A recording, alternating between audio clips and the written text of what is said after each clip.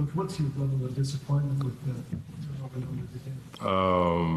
I don't want to, that'll be a tweet or a headline, so I don't even want to give that, but it is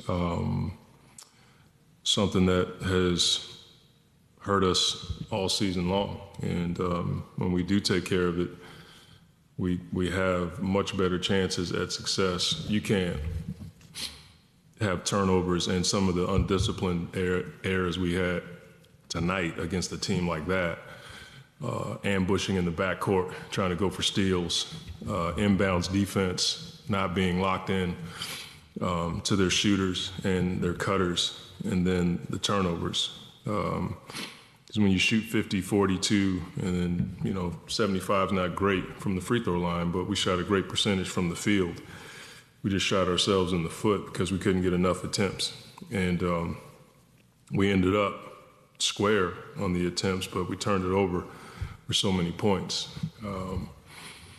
I thought we held it together when Kawhi hit tough shots in the first half. We ran some different defenses at him in the second half, and they made us pay, but we got it to 9, I think, on an and one with AB. And then after that, it just, mistake after mistake, turnover, whatever it was, just gave them life, and it got to 16, 17. I thought we got a bit deflated after that.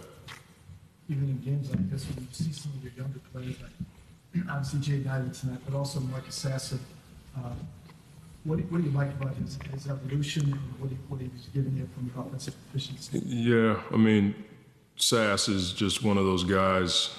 He gives us pace, and I thought the zone in the second quarter was a stop sign for us. Even at the end of the first, we were walking the ball down the floor. We got ahead because we were playing with great pace, and they couldn't catch us in 0.5. Sass came in and gave us some pace, some scoring. There is some, deficiencies when it comes to size and guarding their guys, but I feel like when you can score with guys like Sass, you can set your defense a little bit. But both of those guys tonight were scoring the ball and attacking the basket, but they both would sit here and say they had some errors tonight that cost us as well. And we got to stop using all this young stuff with guys. When you've taught over and over and over and over again, now you got to start to produce on the floor. That's what this business is about. And I love the offense, but we have to be better as far as being disciplined, because it hurts your defense when you're giving up that many live ball turnovers and that many undisciplined errors that we had tonight, or disciplined errors, if I were correcting myself. When you look at the turnovers, you guys don't want to make mistakes, but do you see the game being too fast for some guys still? Do you see guys kind of dribbling without plan, or is it a combination of all that? Some of the turnovers we had tonight were in the crowd, and we've talked about that all year long. When you get to the paint, you have to have a plan. Most defenses are doing the same thing. If the big is there, or if two guys are there, there's somebody open on the outside. There's a deficit for them on the outside. Sometimes it's 2-on-1, it's 3-on-2. And we'll show them the pictures so we can get better at it. Some of them were just unforced. The ball just, went to the other team. But how they happen and all of that doesn't matter. They're happening. And this is 2 games in a row where we've given up 20-plus points off of our turnovers. It's just hard to come back from that. Panic? Do you think that sets next team, like some of the turnovers are cross-court passes, not necessarily things you would do when you're, I won't say thinking straight, but it just seems like you're trying to make a home run play. Yeah, I think, that could be a part of it. That would just be an assumption or an opinion. I just think we have to go back to the formula. We've done it. We've had games where we've had 9, 10, 11 turnovers, and we've not given up points off of them. You know what I mean? If somebody's open, you throw it. When you see the crowd, you don't go there. You know what I mean? If you go to the crowd, you got to be under control. I wouldn't say panic. I think guys are trying to make plays, but singles are okay.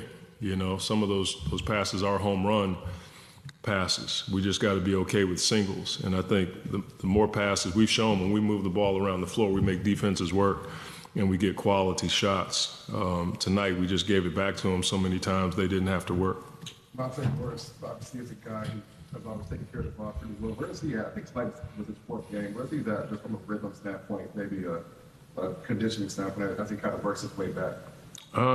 You'd have to ask him. I wouldn't. He only played 10 minutes tonight, so I couldn't tell you.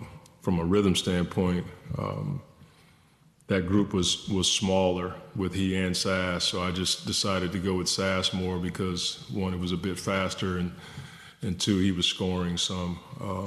I just think it takes time. You know, when you haven't had a training camp and gone through all the drills and all the stuff that everybody else has gone through, it's going to take you a little bit longer. Bogey went through that for a number of games, and now you're starting to see the Bogey that we all know and love. Monty, I'm not trying to get in trouble here, but Oh, yeah. the Barron foul, didn't get called for a foul, it's pretty clear. I guess what was the ref's explanation to you? He missed it.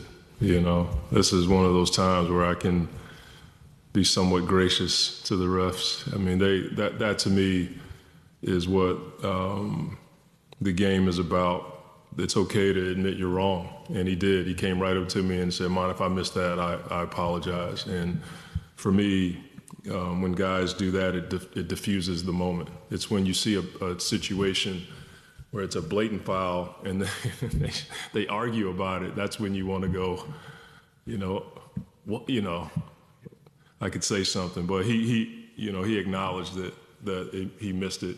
Veteran officials do that, and I can respect that.